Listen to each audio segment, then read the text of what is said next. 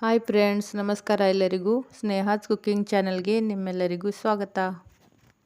ಇವತ್ತು ನಾನು ಗರಿಗರಿಯಾಗಿ ಮತ್ತು ಅಷ್ಟೇ ಕ್ರಿಸ್ಪಿಯಾಗಿ ಅತಿ ಸುಲಭವಾಗಿ ಮತ್ತು ತುಂಬ ಕಡಿಮೆ ಸಾಮಗ್ರಿಗಳನ್ನು ಬಳಸಿ ಉಪವಾಸಕ್ಕೆ ತಿನ್ನುವಂತಹ ಸಾಬೂದಾನ ವಡಾ ಮಾಡಕತ್ತೀನಿ.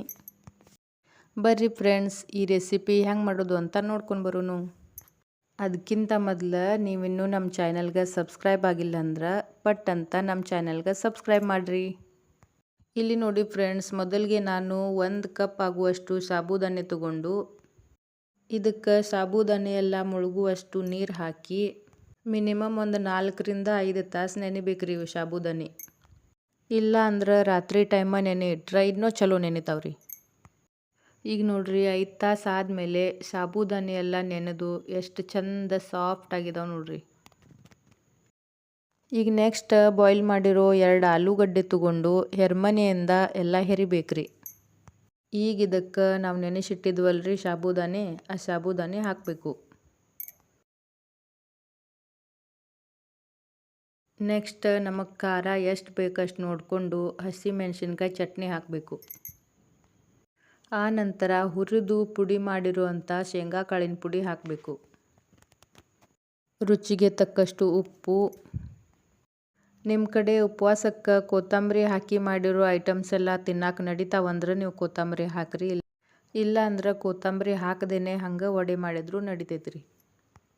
ಈಗ ನೋಡ್ರಿ, ನಾವು ಹಾಕಿರೋ ಸಾಮಗ್ರಿಗಳನ್ನ ಎಲ್ಲ ಈ ರೀತಿ ಕೈಯಿಂದ ಎಲ್ಲ ಮಿಕ್ಸ್ ಮಾಡ್ಕೋಬೇಕ್ರಿ. ಮಿಕ್ಸ್ ಮಾಡಿ ಎಲ್ಲ ಹೊಂದ್ಕೊಳ್ಳೋವಂಗೆ ಚೆಂದಾಗೆ ನಾದಿಟ್ಕೋಬೇಕ್ರಿ. ಇದಕ್ಕೆ ಬಾಯ್ಲ್ ಮಾಡಿರೋ ಆಲೂಗಡ್ಡೆ ಮತ್ತು ನೆನೆಸಿಟ್ಟಿರೋ ಸಾಬೂದಾನೆ ಯೂಸ್ ಮಾಡಿರೋದ್ರಿಂದ ಇದಕ್ಕೆ ನೀರು ಹಾಕಿ ಮಿಕ್ಸ್ ಮಾಡ್ಕೊಳ್ಳೋ ಅವಶ್ಯಕತೆ ಏನಿರೋದಿಲ್ಲ. ಎಲ್ಲ ಮಿಕ್ಸ್ ಮಾಡಿ ಆದಮೇಲೆ ಒಂದು ಸಣ್ಣದೊಂದು ಉಂಡೆ ತಗೊಂಡು ಕೈ ಮೇಲೇನೆ ಇಟ್ಟು ಸ್ವಲ್ಪ ಲೈಟಾಗಿ ಒತ್ತಿ ಈ ವಡೆಗೆ ಶೇಪ್ ಕೊಡಬೇಕು. ಈ ವಡೆ ಭಾಳ ತೆಳ್ಳಗನೂ ತಟ್ಟಬಾರ್ದು, ಸ್ವಲ್ಪ ದಪ್ಪ ಇರಬೇಕ್ರಿ. ಹಂಗಿದ್ರೆ ನಾವು ಮಾಡಿರೋ ವಡೆ ಮೇಲ್ಗಡೆಯಿಂದ ಕ್ರಿಸ್ಪಿ ಮತ್ತು ಒಳಗಡೆಯಿಂದ ಅಷ್ಟೇ ಸಾಫ್ಟಾಗಿ ಬರ್ತಾವ್ರಿ. ನೋಡ್ರಿ, ಈ ಥರ ವಡೆ ಮಾಡ್ಕೋಬೇಕು.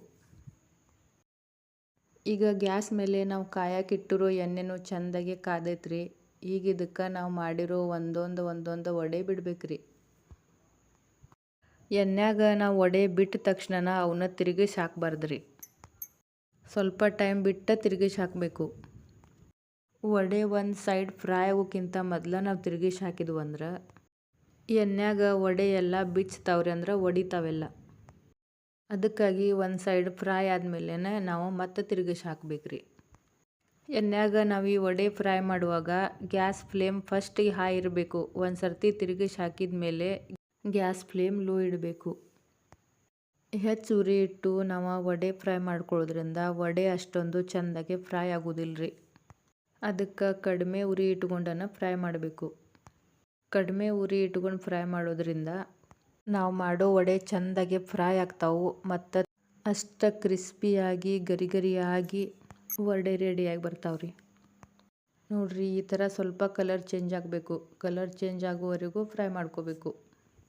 ಈ ಥರ ಸ್ವಲ್ಪ ಗೋಲ್ಡನ್ ಕಲರ್ ಬಂತಂದ್ರೆ ಖಡಕ್ಕಾಗಿ ಮೇಲ್ಗಡೆಯಿಂದ ಕ್ರಿಸ್ಪಿಯಾಗಿ ಮತ್ತು ಒಳಗಡೆಯಿಂದ ಅಷ್ಟೇ ಸಾಫ್ಟ್ ಆಗಿರುವಂಥ ವಡೆ ರೆಡಿ ಆಗ್ತಾವ್ರಿ. ನೋಡಿದ್ರಲ್ಲ ಫ್ರೆಂಡ್ಸ್, ಎಷ್ಟು ಈಸಿ ಐತಿ ಸಾಬೂದಾನೆ ವಡೆ ಮಾಡೋದು ಅಂತ. ನಮ್ಮ ಇವತ್ತಿನ ರೆಸಿಪಿ ಹೆಂಗೆ ಅನಿಸ್ತು?